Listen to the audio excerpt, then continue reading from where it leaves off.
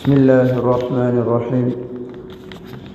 الحمد لله رب العالمين، اللهم صل وسلم وبارك على سيدنا محمد صلاة عبد قلت حيلته ورسول الله وسيلته، وأنت لها يا إلهنا ولكل كرب عظيم، ففرج عنا ما نحن فيه بسر أسرار. بسم الله الرحمن الرحيم.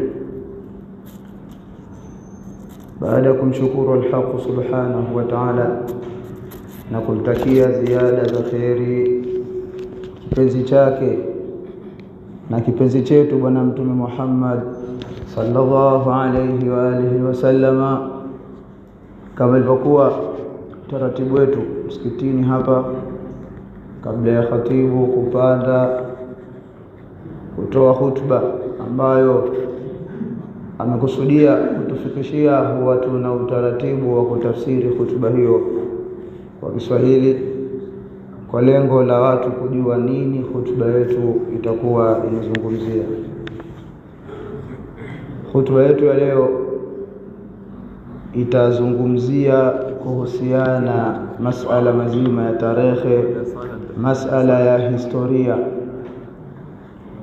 na tutakayemzungumzia ni miongoni mwa wanavyuoni wakubwa ambao kwamba waliotokea katika upande wetu huu wa Afrika Mashariki ala wajhi al-umum wa bil khusus hapa Unguja Zanzibar, naye si mwingine ni al-allama al-arif billah al-Sheikh Hassan bin Amir al-Shirazi rahimahullah wa nafa'ana bi'ulumihi. Mwanachuoni kama huyu ni miongoni mwa watu muhimu sana katika tarehe ya Kiislamu, ambaye ameutumikia Uislamu umri wake wote tokea katika ujana wake hadi kufikia uzeeni. Na kuizungumza tarehe, historia ya mwanachuoni huyu al-allama Sheikh Hassan bin Amir, wanasema kwamba ni al-hadithu dhu shujun. Haya ni mazungumzo ambayo kwamba ndani yake kuna mambo mengi sana. Al-hadithu dhu shujun, mazungumzo ambayo kwamba ndani yake kuna matawi mengi, kwa sababu mtu huyu ana nyanja nyingi ambazo kwamba alizozifanyia khidma.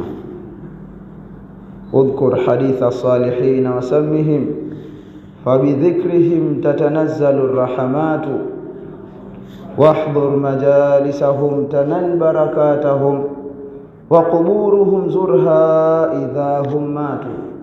Pendelea muislamu kutaja na kukumbuka na kusoma maisha ya watu wema, kwa sababu katika kule kuwataja na kuwakumbuka watu wema tatanazzalu rahmatu, maulama wanasema kwamba kuna rahma zake subhanahu wa ta'ala huwa zamiminika. Wakiwa hai watu kama hawa, hudhuria pamoja nao, utapata faida wewe na utapata baraka. Na watakapofariki yafanye ziara makaburi yao, fanya ziara katika makaburi yao.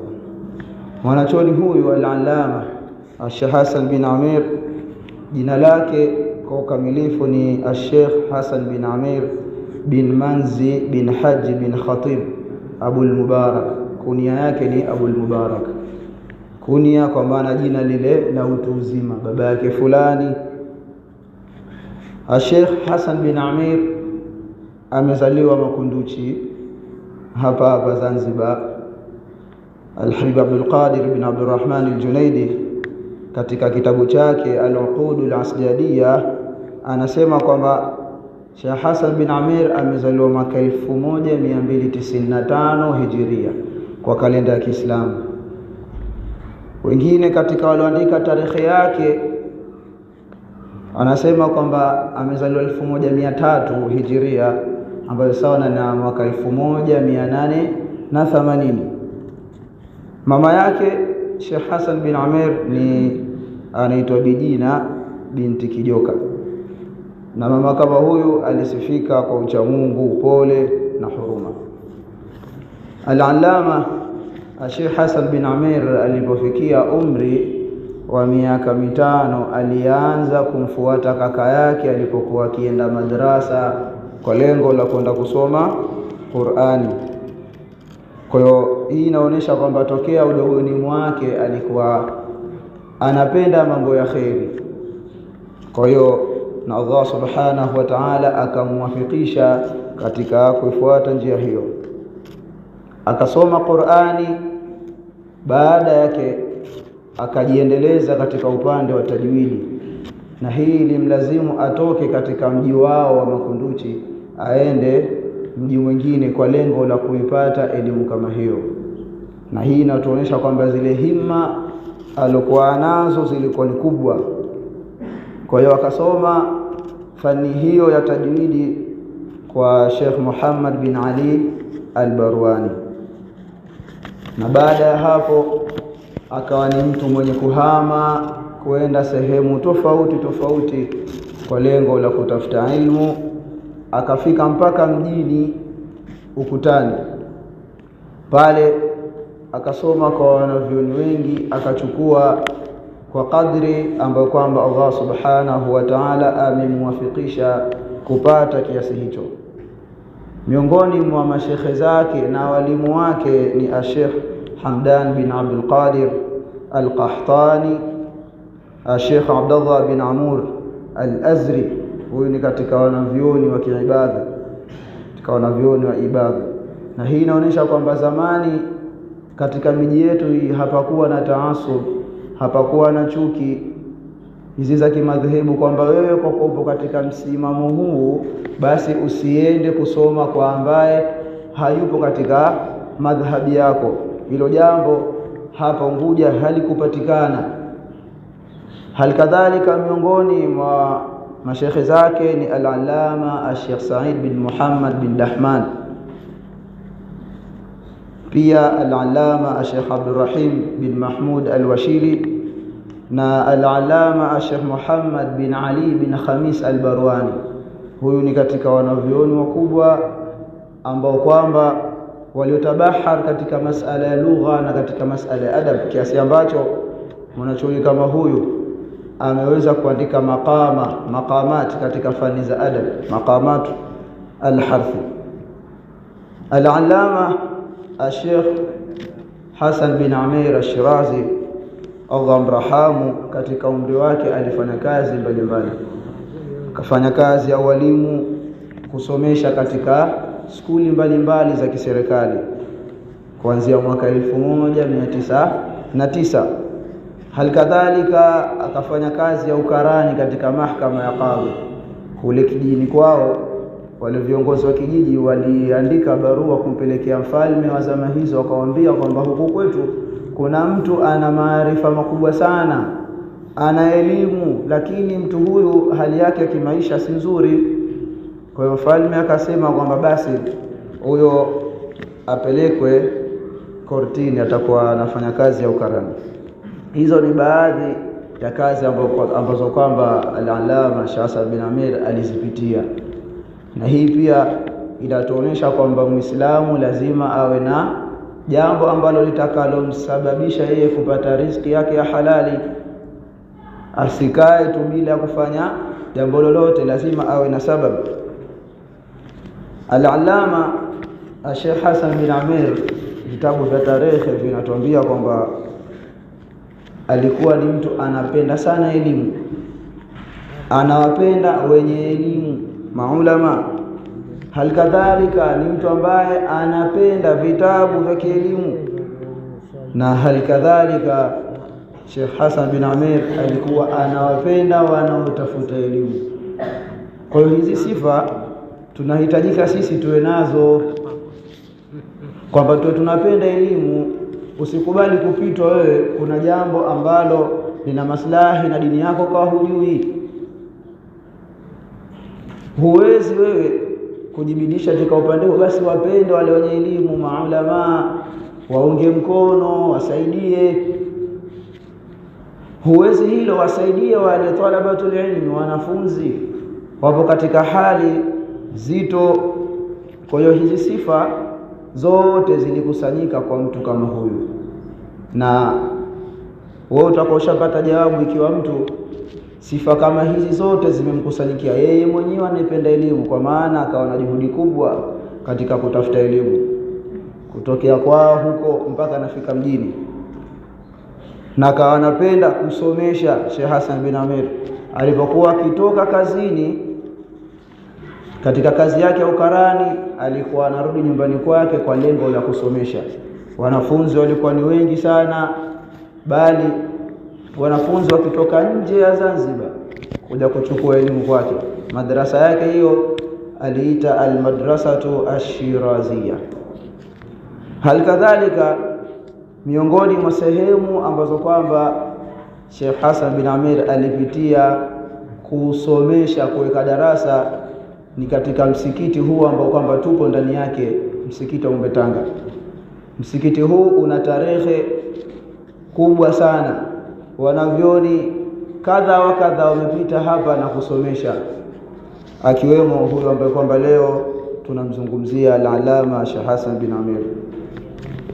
Mwanachuoni kama huyo Allah subhanahu wa ta'ala alimwafikisha akaandika vitabu mbalimbali, na wanasema kwamba ukitaka kumjua mtu ana elimu kiasi gani, kwa sababu kila kitu kina kipimo chake maalumu cha kupimia. Wanasema kwamba sukari huwezi ukaipima kwa kutumia tepu ile, na pia tepu huwezi ukaipimia sukari, kwa kila kitu kina mawazini zake. Kwa hiyo miongoni mwa vipimo ambavyo kwamba vyastahiki kupimiwa mwanachuoni ni muda ambao anasomesha, muda ambao anazungumza, halikadhalika kuangalia vitabu vyao. Mwanachuoni kama huyu aliandika vitabu vingi, vikiwemo vitabu vya fiqh na vitabu vya masala ya tazkia na akhlaqi. Miongoni mwa vitabu vyake ni Wasilatur Raja, kitabu ambacho kwamba kipo madukani kinapatikana. Hii ni sharhi ya Safinatun Najah. Halikadhalika ameandika Madarijul Ula, hii ni sharhi ya Tabaraka Dhul Ula. Tabaraka Dhul Ula wal Kibriya tafarrada bil jalal wa bil baqa.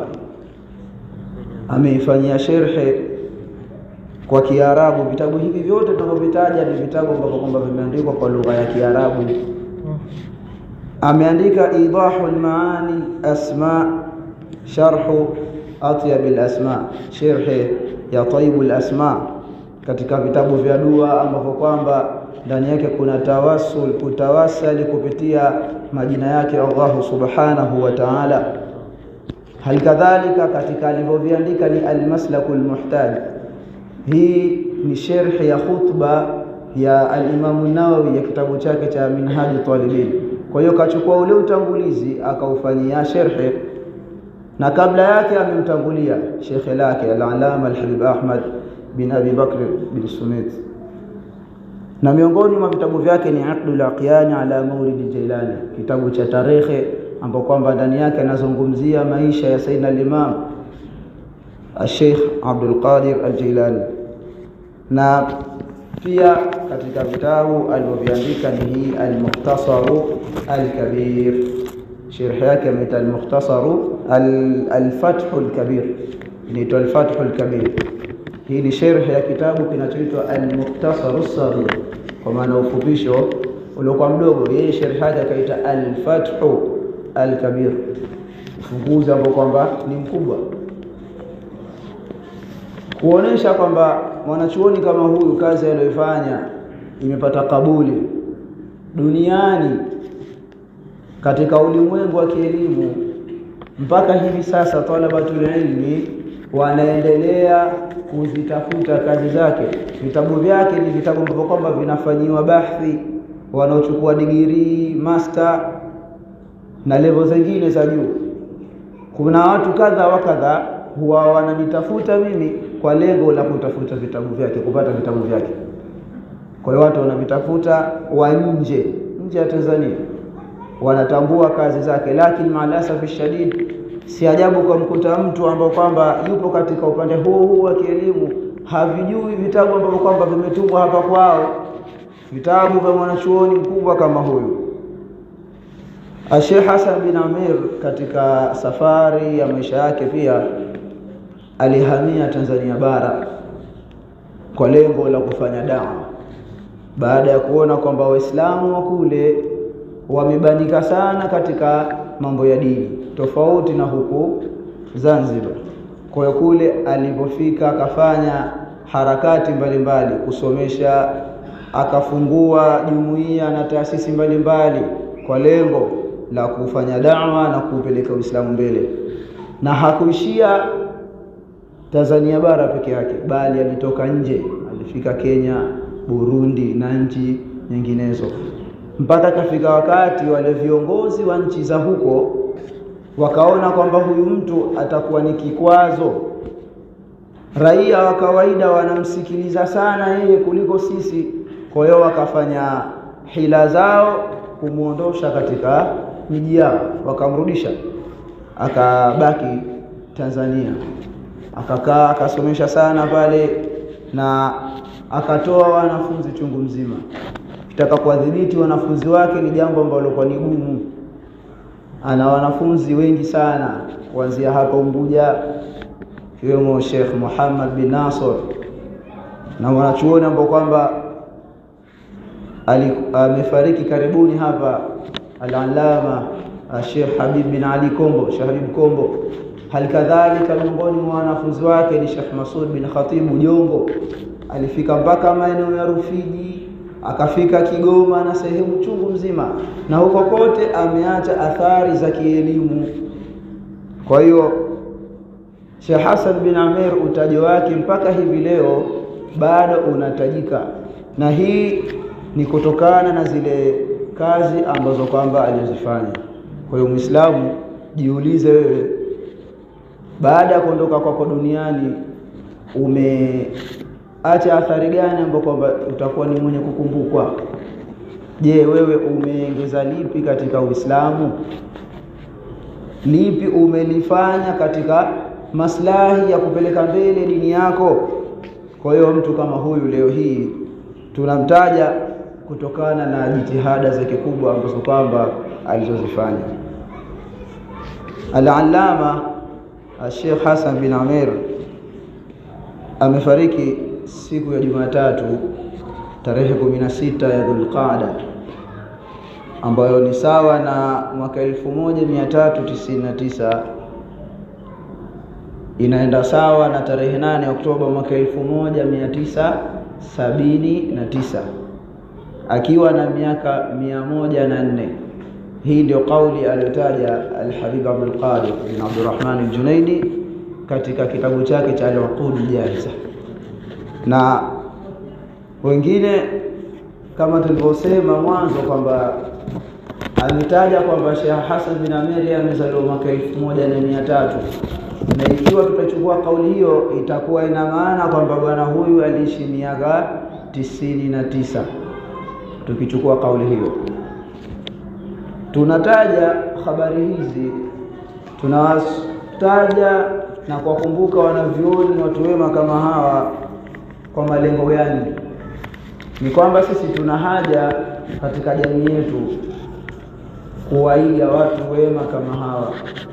Ukitaka wewe kufaulu, bila shaka utahitajika kwamba uwatazame wale waliofaulu, na hakuna waliofaulu kuliko hawa ambao kwamba ni warithi wa Mtume Muhammad sallallahu alayhi wa alihi wasallam, kwa sababu wao ndio wamefuata mwenendo wa bwana mkubwa Mtume Muhammad sallallahu alayhi wa alihi wasallam. Laqad kana lakum fi rasulillahi uswatun hasana, kigezo chema, mtazameni mtume wenu Mtume Muhammad sallallahu alayhi wa alihi wasallam. Watazameni maswahaba zake, watazameni waliokuja baada yake wakiwemo tabiina na wanavyoni kadha wa kadha. Kwa hiyo katika maisha ya mwanachuoni mkubwa kama huyu tunapata masomo na faida mbalimbali. Miongoni mwake ni kwamba tuna uwajibu sisi wa kutafuta elimu. wajibu wa kutafuta elimu hauna umri maalum, kwamba wewe kwa kuwa ni kijana ndio utahitajika kusoma, lakini ukisogea miaka 40, 50, wewe swala hili halikuhusu tena. Hizi habari hazipo katika Uislamu, isipokuwa Bwana Mtume Muhammad sallallahu alayhi wa alihi wasallam anatuambia kwamba talabul ilmi faridhatun ala kulli muslimin, kutafuta elimu ni jambo la wajibu juu ya kila Muislamu. Kwa hiyo lazima swala la kutafuta elimu ili ujue ibada zako usahihi wake unakuwa namna gani. Hakuna ibada itakayokubaliwa bila elimu, haipo ibada hiyo. Kwa hiyo jambo la kwanza tunalisoma kupitia maisha yake mwanachuoni mkubwa kama huyu, kwamba tuna wajibu na tunalazimika kuendelea kutafuta elimu. Wenyewe wanasema kwamba amaluna hadha min almahdi ila lahdi, huku kusoma ni kutokea kuzaliwa hadi kufariki. Hakuna muda inafika kwamba wewe katika kusoma basi, hilo jambo halipo. Halikadhalika tunajifunza kupitia maisha ya al-Allama Sheikh Hassan bin Amir kwamba al-ilmu la yanfa'u bila amal, elimu haina manufaa yoyote usipoifanyia kazi. Tumeona kwamba ametokea Makunduchi mwanachuoni kama huyu al-Allama Sheikh Hassan bin Amir, akafika mpaka mjini ukutani, anatafuta elimu tu. Huko kote kayapitia mengi, hali ngumu, anatafuta elimu. Elimu aliyokuwa nayo hakubaki nayo yeye mwenyewe peke yake, akaamua kuwanufaisha watu, kunufaisha jamii yake, akasomesha, akafanya da'wa, akaenda mpaka nje ya Tanzania, akasilimisha watu. Miongoni mwa wanafunzi wake waliwahi kumuuliza Sheikh Hassan bin Amir kwamba umesilimisha watu wangapi?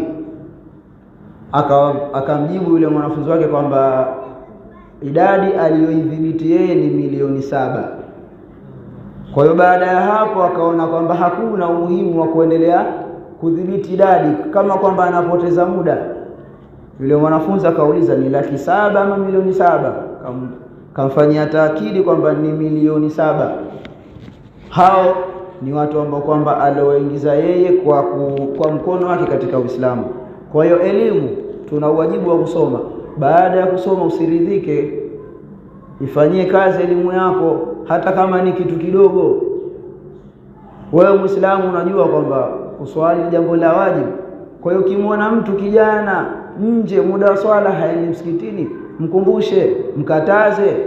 Hii yote ni katika madhahir, suwaru, ni katika mifano ya mtu kufanyia kazi elimu ambayo kwamba yuko nayo.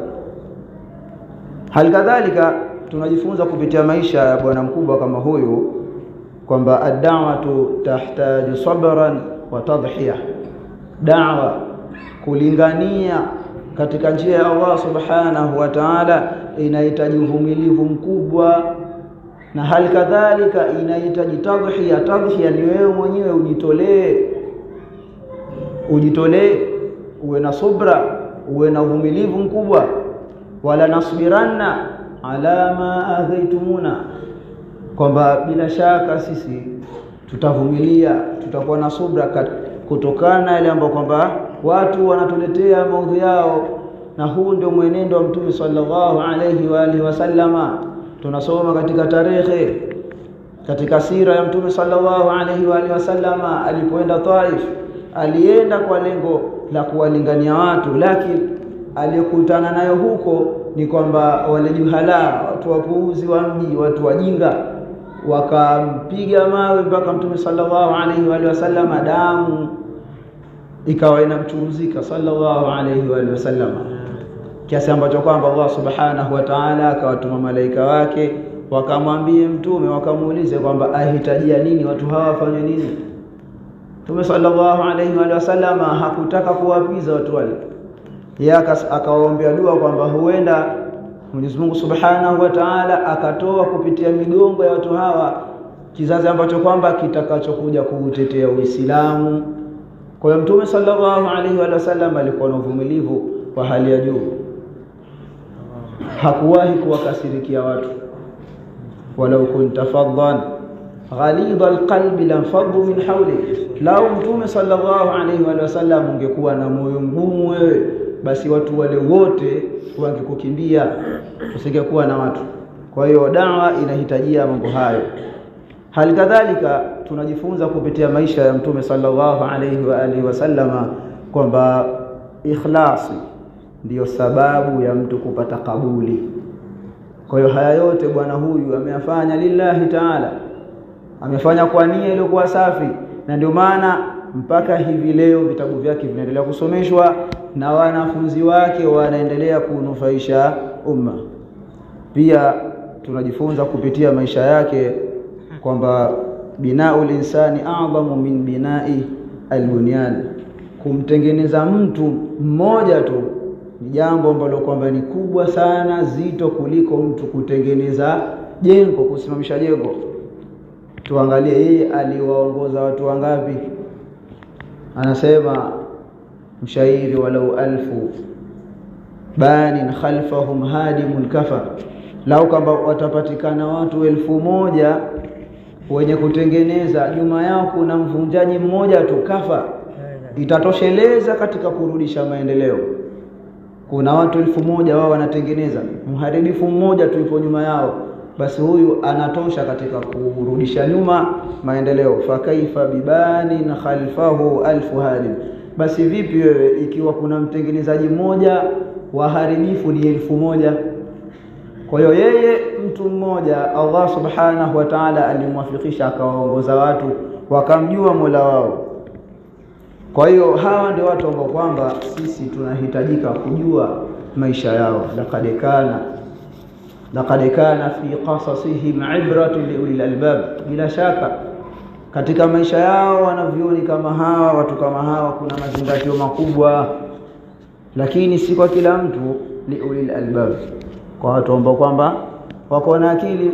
Maal asafi shadid, jamii zetu zimekosa qudwa, watu wa kuwaiga. Hii imepelekea kwamba vijana wetu wameathirika na watu ambao kwamba hawafai, wameathirika na wachezaji, wameathirika na wasanii. Mwenyezi Mungu Subhanahu wa Ta'ala ndani ya Qur'ani ametaja visa vingi, lengo watu wapate kuwaiga watu waliokuwa wema, na tumeyataja haya kutabaruku tu na mwanachuoni mkubwa kama huyu, wala haina maana kwamba sisi tumestahiki ama tuna uwezo wa kuzungumzia mwanachuoni kama huyu. Lengo ni kukumbushana na kujua pia kwamba katika jamii zetu tumewatoa watu ambao kwamba dunia inaendelea kuwataja na kushukuru mazuri ambao kwamba waliyofanya. Tunamuomba Al-Haq Subhanahu wa Ta'ala tunufaishe kwa bwana huyu, atupe elimu yenye manufaa, ayakubalie matendo yake ya khair aliyofanya, amsamehe makosa yake, amwondoshee adhabu za kabri, nasi pia atupe mwisho mwema. Innahu walidhalika alqadiru alayhi. Sallallahu ala sayyidina Muhammadin wa ala alihi wa sahbihi wa sallam, walhamdulillahi rabbil alamin.